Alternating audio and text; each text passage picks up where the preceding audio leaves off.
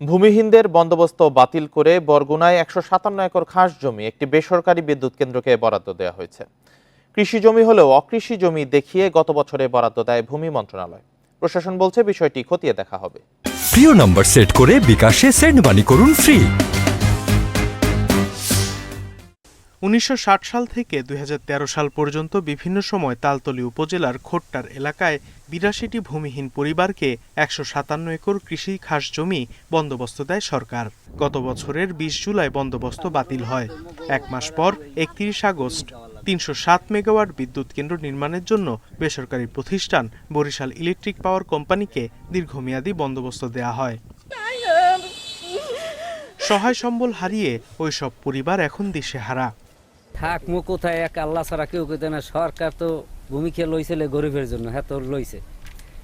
২০০১ সালের কার্ডটাও আমার শেষ। হ্যাঁ এখন বলতে তোমরা আমাকে শুক্রবার পর্যন্ত টান দিয়ে গেছে, এই শুক্রবারের মধ্যে ঘর দুয়ার ভাঙ্গে লাবা, আর নাইলে তো যাইলে ওই রেজবি জমিদার ঘর দুয়ার ভাঙ্গে থইছে যেরকম ওইরকম ভাঙ্গে লাইবে। আমাদের কোনো জায়গা নাই যে আমরা চাষাবাদ করে খাবো। আমাদের বাড়িঘর উচ্ছেদের পায়তারা চালাইতেছে, তারা বিনা নোটিশে আমাদের 7 দিনের মধ্যে যাইতে বলছে। এদিকে কৃষি জমিকে অকৃষি জমি দেখিয়ে বিদ্যুৎ কেন্দ্রকে বরাদ্দ দেওয়ার বিষয়ে কিছু বলেনি ভূমি অফিস। তারা কেবল জানিয়েছে ভূমিহীনরা বন্দোবস্ত শর্ত মানেনি। কৃষিকাজ জমি বন্দোবস্ত যখন সরকার দেয় তখন নির্দিষ্ট শর্ত সাপেক্ষে দেয়। যিনি এই বন্দোবস্ত গ্রহীতা থাকবেন তিনি যদি এই বন্দোবস্তের শর্তগুলো ভঙ্গ করেন তখন অটোমেটিকলি জেলা প্রশাসক মহোদয় এটাকে খাস খতিয়ানভুক্ত করতে পারেন। জেলা প্রশাসন জানিয়েছে বন্দোবস্ত দেওয়ার বিষয়টি খতিয়ে দেখা হবে, পাশাপাশি পুনর্বাসনে নেওয়া হবে ব্যবস্থা।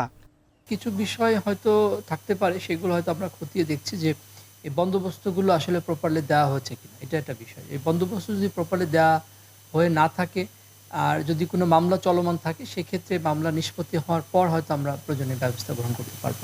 তৎকালীন জনপ্রতিনিধিদের কাছে গিয়ে তখন কোনো সমাধান পাননি বলে জানান সুবিধাবঞ্চিতরা। Independent news.